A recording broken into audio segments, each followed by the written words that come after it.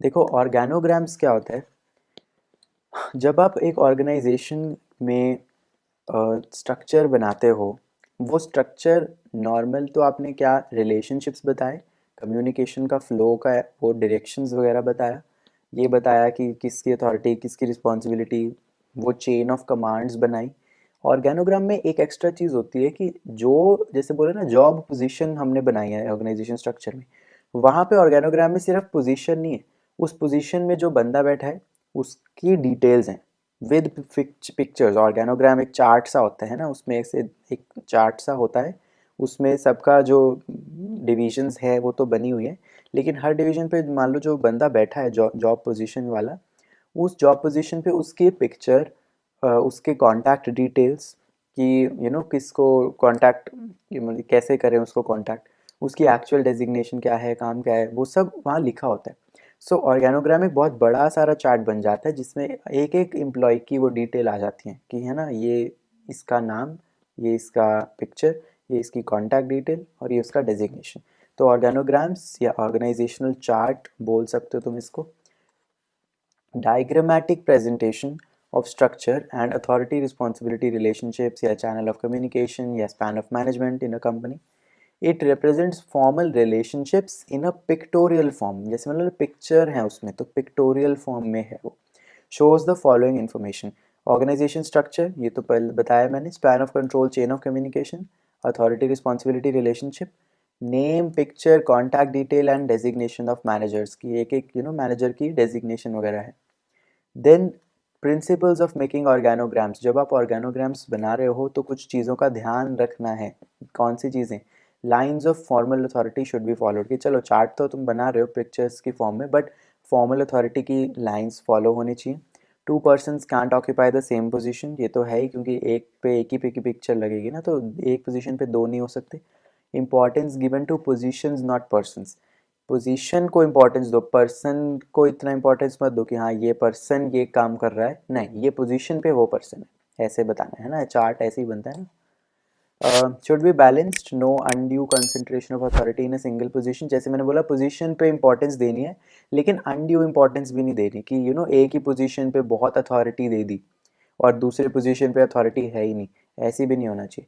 Should be simple, give bird eye view of organisation, यानी कि picture की presentation बना ही क्यों रहे, ताकि देखते ही थोड़ा अच्छे से समझ आए कि हाँ ये पोजीशन है, इस पे ये इंसान बैठा है। So simple bird eye view, यानी देखते ही पूरा समझ में आ रहा है, bird eye view of organisation. अब आ जाओ इसके मेरिट्स पे।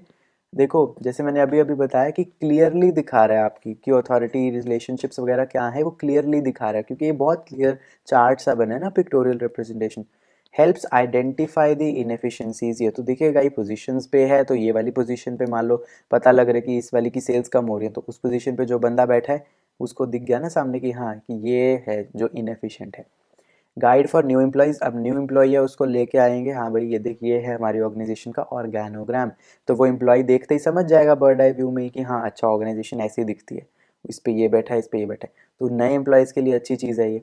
ऑर्गेनाइज या बैलेंस दी वर्कलोड, अब जो भी वर्कलोड काम कैसे है उसको थोड़ा बैलेंस करेगा, ऑर्गेनाइज करेगा, जो क्योंकि मैंने बोला पोजीशंस हैं और अनड्यू इंपॉर्टेंस नहीं देनी, तो इक्वल पोजीशंस ही बनेंगी फिर, और वो अच्छे से ऑर्गेनाइज आपने कर ही दिए चार्ट वगैरह अच्छे से बना के।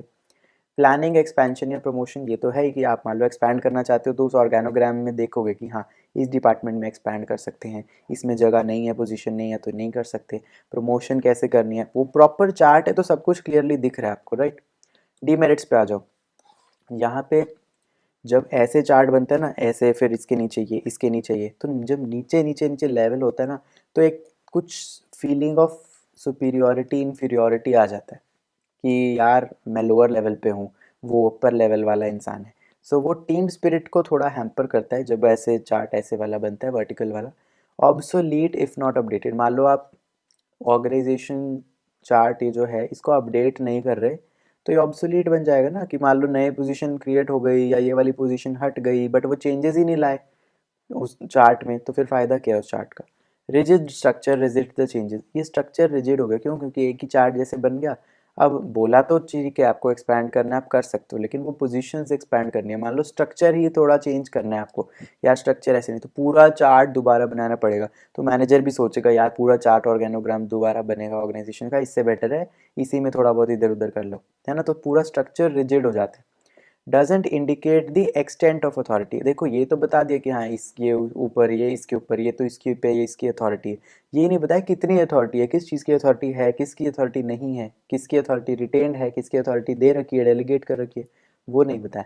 इग्नोर द इनफॉर्मल, ये तो है ही, सिर्फ आपने फॉर्मल लाइन्स ऑफ अथॉरिटी बता दी, बट जो इनफॉर्मल ऑर्गेनाइजेशन है वो नहीं बताया। अब इनफॉर्मल क्या है वो हम नेक्स्ट एक टॉपिक आएगा फॉर्मल इनफॉर्मल का, उसमें करेंगे। नेक्स्ट जो आता है वो है types of organograms. Organograms 3 basis पे आपने डिवाइड करने हैं। पहला है on the basis of size, on the basis of size of organisation या होल और पार्शियल ऑर्गेनाइजेशन रिप्रेजेंटेशन।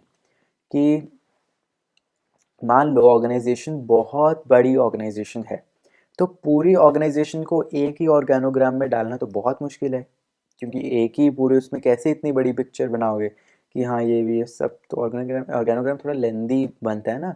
तो इसलिए ये होता है कि बहुत बड़ी ऑर्गेनाइजेशन है, उसका पूरी ऑर्गेनाइजेशन एक डायग्राम में नहीं आती। तो उसमें क्या करते हैं, 2 ऑर्गेनोग्राम्स बना देते हैं। एक होता है मास्टर ऑर्गेनोग्राम, जिसमें पूरी ऑर्गेनाइजेशन के रिलेशनशिप्स हैं कि हाँ ये। एक होता है सप्लीमेंट्री ऑर्गेनोग्राम, जिसमें जो एक ऑर्गेनाइजेशन का एक स्पेसिफिक पार्ट की डिटेल्स बता देता है कि हाँ इस पार्ट में जो मास्टर ऑर्गेनोग्राम में था उस पार्ट की स्पेसिफिकेशंस यहाँ है। जैसे कि उस पार्ट में कौन कौन डिविजन्स हैं, उसके डिपार्टमेंट्स, उसके मैनेजर, उनका डिटेल, मतलब मैग्नीफाइंग व्यू वाले सारे अलग हैं, बट एक मेन वो मास्टर ऑर्गेनोग्राम है। ठीक है, this is based on size. एक है बेस्ड ऑन ऑर्गेनाइजेशन स्ट्रक्चर।